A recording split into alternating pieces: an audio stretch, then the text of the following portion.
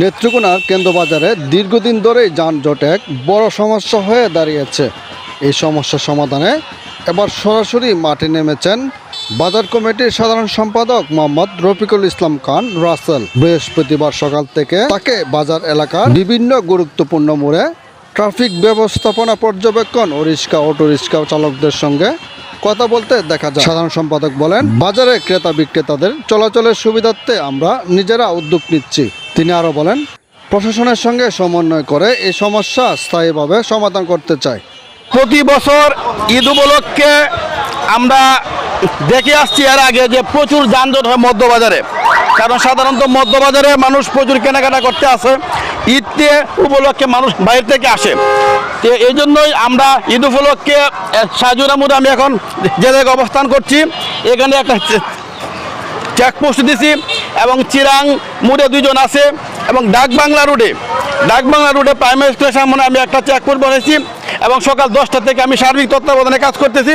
এবং এই কাজ করার পরে দেখা গেছে যে বিগত দিনে যে যানজট হইতো বাজারের ভিতরে, মানুষ হাঁটতে পারে না, গাড়ির জন্য কিছু কেনাকাটা করতে পারতো না। এই জন্য এই আজকের এই চেকপোস্টের মাধ্যমে একদম বাজারের ভিতরে কোনো যানজট নেই, কোনো গাড়ি ঘোড়া নেই। মানুষ যারা বাইরে থেকে আসছে কেনাকাটা করার জন্য তারা সুন্দরভাবে কেনাকাটা করতে পারতেছে।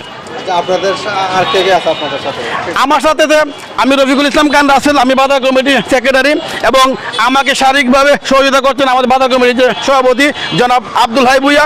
উনিও আজকে সকাল থেকে সারা বাজার প্রদক্ষিণ করেছে এবং আজকে প্রায় আধা ঘন্টা সময় এখানে উনি বসে থেকে গেছে এবং বাজারে যাতে কোনো বিশৃঙ্খলা না হয় উনি আমাকে শুরু থেকে সার্বিকভাবে সহযোগিতা করতেছে।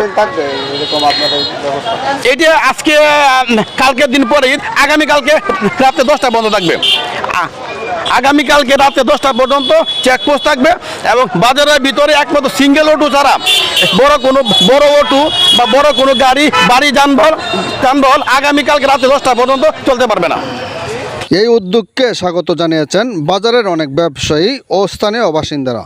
আজকে আমরা বাজার কমিটির উদ্যোগে যে ব্যবস্থা গ্রহণ করছে সুন্দর পরিবেশের জন্য অত্যন্ত প্রশংসনীয়। এখানে আমরা দেখতেছি বাজারের মধ্যে শৃঙ্খলা আছে, সুন্দরভাবে রিক্সা অটো সব কিছু সুন্দরভাবে পরিপাটি অবস্থা চলতেছে। এতে আমরা সাধারণ বাজারে যারা ব্যবসায়ী আছি বাজার কমিটিকে অনেক ধন্যবাদ। এই বাজার কমিটির সেক্রেটারি উনি যে উদ্যোগটা নিয়েছেন, এই উদ্যোগে আজকে মনে করেন সাধারণ মানুষ যারা আসতেছে তারা খুব সুন্দরভাবে বাজার করতে পারতেছে, খুব সুন্দরভাবে চলতে পারতেছে। এই উদ্যোগটা যারা নিয়েছেন বাজার কমিটি, আমি আমার ব্যক্তিগত পক্ষ থেকে তাদেরকে অসংখ্য ধন্যবাদ জানাই।